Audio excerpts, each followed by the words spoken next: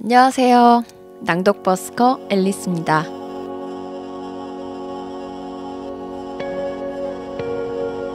저는 이번에 장강명 작가의 원작 소설 금음 또는 당신이 세계를 기억하는 방식, 이 책의 동명으로 한 연극을 보고 왔습니다.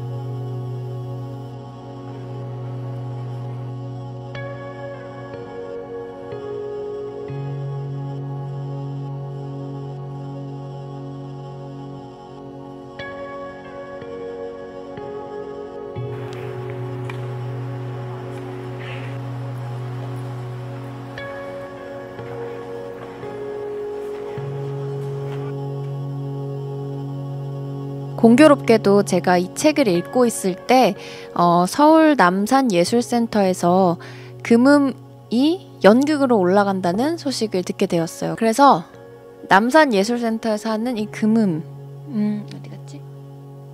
또는 당신이 세계를 기억하는 방식 연극을 보고 왔는데요. 포스터부터 어때요? 연극 포스터고 이게 안 보이나? 이게 책이에요. 정말 느낌이 많이 다르죠. 그만큼 기본적인 스토리는 이 연극에서도 똑같이 가지고 가지만 표현하는 방식이 정말 많이 달랐어요.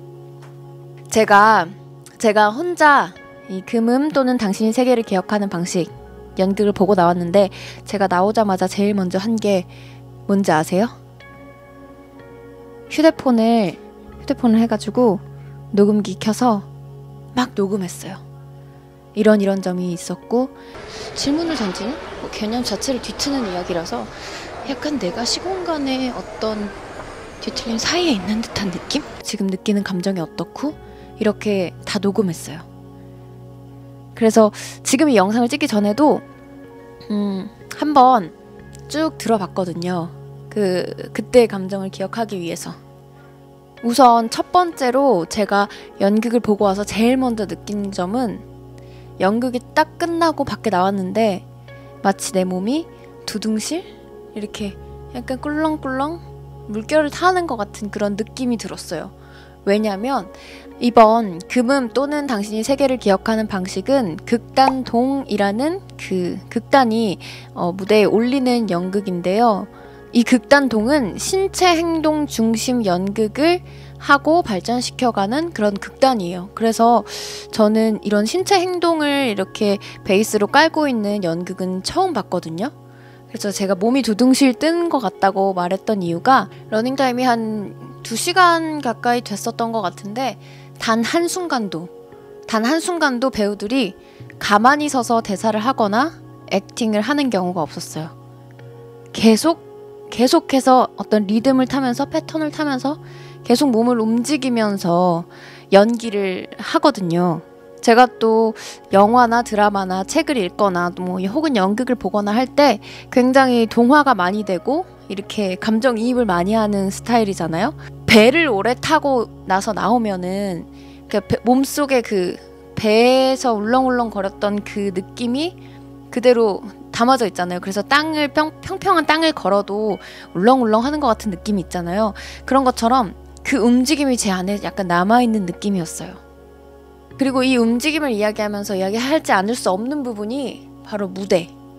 또 제가 연극 극단에 있었던 사람으로서 연극을 보게 되면 이제 스토리뿐만 아니라 무대나 조명 같은 것에도 관심이 되게 많이 가거든요. 근데 무대가 정말 특이했어요. 어땠냐면 일단 남산예술센터의 극장은 이렇게 객석이 반원형으로 돼 있어요. 그러니까 이렇게 평평하게 이렇게 무대를 바라보는 게 아니라 이렇게 둘러서 그리고 뒤로 갈수록 이렇게 층계가 올라가게 이렇게 생겼어요. 그 안에 또 무대를 어떻게 만들었냐면 무대에 커다란 달이 2개가 있어요. 눈사람처럼 모양을 하고 있는데 거꾸로 된 눈사람. 위에는 커다란 달 모양이 있고 아래는 작은 달 모양이 있고 무대부터 약간 상식을 깨는 그런 무대죠.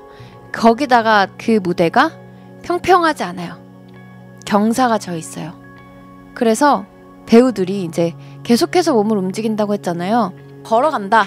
걸어가는 것도 이렇게 걸어가는 게 아니라 두둔 두둔 두둔, 그러니까 몸을 계속 움직이는 거예요. 이렇게 그렇게 움직이면서 그 경사진 무대를 오르락 내리락 왔다 갔다 계속 돌아다니면서 연극을 하는데, 그게 무대랑 객석이랑 가깝거든요. 그러면 그 배우가 이렇게 땀을 뻘뻘 흘리면서 숨소리까지 느껴져요. 연기를 할 때. 그걸 보면서 더 많이 동화가 될 수 있었던 것 같아요. 정말 저는 이번에 이 금음 또는 당신 세계를 기억하는 방식, 이 연극을 보면서 정말 신선한 충격들을 많이 받았거든요. 무대부터 내용 전개하는 방식까지. 근데 제가 혼자 보러 갔다 왔다고 했잖아요. 그게 너무 아쉬운 거예요. 사실은 이 금음이라는, 금음 또는 당신 이거를 계속 플레임을 이야기해야 하는 그런 제목이 길잖아요. 금음 또는 당신 세계를 기억하는 방식의 책 내용 자체도 시간 순서에 따라 쓰여 있는 소설도 아니고, 아주 명료하게 뭐 인과관계가 딱딱 드러나고 뭐 선과 악이 딱딱 나누어지고 이렇게 명백하게 드러나는 그런 소설이 아니에요. 그런데 연극도 역시 거기서 한 번 더 각색이 있었고, 어떻게 보면 보는 관객의 입장에서 해석할 여지가 굉장히 다양하게 펼쳐지는 연극이라고 할 수 있죠. 그런데 조금은 어려운 게 좀 있긴 있었어요. 제가 갔을 때 이제 어떤 단체인지는 모르겠어요. 뭐 연극 영화과 학생이든 어떤 단체들이 이렇게 와서 같이 연극 관람을 했는데, 나오면서 그런 분들이 좀 있더라고요. 그래서 그 여자는 왜 그렇게 된 거야? 그래서 무슨 얘기를 하는 거야? 이런 말들이 조금 들리더라고요. 그러니까 약간은 좀 추상적이다? 그리고 해석의 폭이 넓다. 그래서 저는 제가 연극을 혼자 보러 간 게 너무 아쉬웠던 거예요. 혼자 말고 그냥 친구나 아니면 뭐 연극을 같이 했던 친구나 같이 보러 갔다면 좀 서로 이야기를 나눠보면서 이건 이랬나 저랬나 이러면서 좀 해석을 폭을 넓혀갈 수 있었을 텐데, 좀 잘 모르겠는 것도 같이 이야기해볼 수 있었을 텐데, 그런 아쉬움이 조금 남았어요. 연극 내용 자체에 대한 이야기를 좀 해보자면 재구성된 부분이 되게 많아요. 그리고 제가 이 책을 읽었을 때 머릿속으로 그렸던 주인공, 남자 주인공 그리고 여자 주인공의 모습과 연극에서 표현되는 남자, 여자의 이미지는 완전 달랐어요. 완전히 새롭게 재해석이 됐는데 되게 새롭더라고요. 특히 남자는 굉장히 어떤 이미지를 상상했냐면, 손원평 작가의 아몬드라는 소설에 그 주인공이 있어요. 그 알렉시티미아라는 병에 걸려서 원래는 이제 감정이 결여된 병인데, 그 사람처럼 조금은, 이 사람은 감정이 결여된 사람은 아니에요. 남자 주인공은. 근데 뭐랄까요? 감정 표현이 많이 있다든가 겉으로 표현되어지는 뭐 기쁨이라든가 슬픔이라든가 웃음이라든가 이런 것들이 크게 표현되어진 사람이라고 생각하지 않았거든요. 조금 절제된 사람? 이라고 그려졌어요. 그런데 연극에서는 굉장히 바깥으로 표현을 많이 하는 그런 캐릭터로 그려졌어요. 그 캐릭터 중에 아주머니라는 캐릭터는 제가 책을 읽으면서 그렸던 이미지랑 가장 비슷했어요. 연극에서. 그리고 제가 궁금했던 점은 이야기가 과거 회상으로도 갔다가 미래로도 갔다가 또 현실로도 갔다가 이렇게 이야기가 막 뒤섞여 있단 말이죠. 그럼 이걸 어떻게 표현할 것인가? 이게 너무 궁금했어요. 제가 무대에 대해서 커다란 달 모양이 2개가 있다고 했잖아요. 예를 들면 이쪽 달에서는 현실이 진행되고 있다면 동시에 이쪽 작은 달에서는 과거가 진행되고 있고, 이런 식으로 굉장히 유기적으로 연결이 되어 있더라고요. 와, 이거를 그냥 까딱하고 이제 약간 그냥 멍하니 보다 보면은 이게 지금 현실이야? 이게 좀 지금 과거야? 이게 헷갈리기도 할 것 같더라고요. 그래서 약간 정신 똑바로 차리고 약간 퍼즐 맞춰가듯이 이렇게 맞춰가면서 보는 매력이 있었어요. 제가 최근에 나미야 잡화점의 기적을 또 연극으로 보고 왔잖아요. 이것도 똑같이 이제 소설 원작의 연극이었는데, 이 금음도 똑같죠. 소설 원작의 연극. 비교적 짧은 기간 안에 그 두 가지 연극을 이렇게 보고 나니까 같은 소설 원작 연극이라고 해도 굉장히 이 성향이 다르다, 성격이 다르다라고 느껴지더라고요. 나미야 잡화점의 기적은 소설부터 그랬지만 나미야 잡화점의 기적도 시간 순서대로 쓰여져 있지 않네. 하지만 그래도 이건 이제 이 책은 어쨌든 인과관계가 확실하게 풀리고 히가시노 게이고의 그 책 특성상 어떻게 퍼즐이 딱딱 맞춰져서 결론이 딱 보이는 그런 이야기예요. 그거에 맞춰서 연극도 이렇게 눈에 보이는 스토리를 따라가면 시원하게 나중에 딱 해결이 되는 그런 느낌의 연극이었어요. 조금은 더 대중적이고 조금은 더 아주 명확한 그런 연극이었죠.